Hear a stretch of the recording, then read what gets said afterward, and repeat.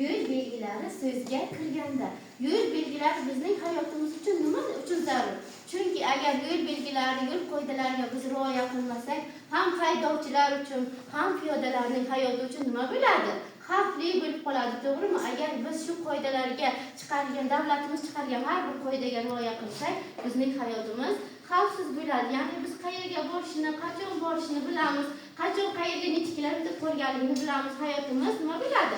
Xavfsiz bo'ladi. Yoki svetofor qoidalariga rioya qilsak, mashinalar to'qnashishi, insonlar to'qnashishi nima bo'ladi? Kamroq bo'ladi va boshqa belgilar ham har bir belgining hayotimiz uchun nima?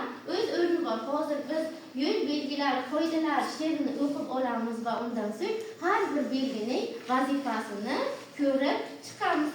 6 avgustda Toshkent viloyatida tavallud topganlar. U kishi Toshkent davlat universitetida, Milliy universitetda o'qib, jurnalistika fakultetiga o'qiganlar va shu paytdan she'r yozishga qiziqib, mana shu ko'plab she'rlar, hikoyalar yozganlar.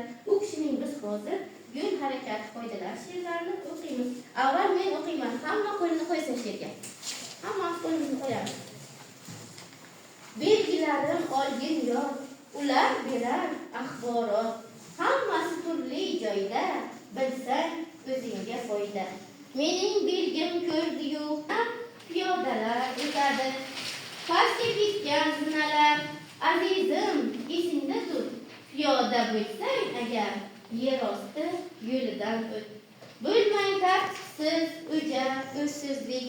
Men turgan joyda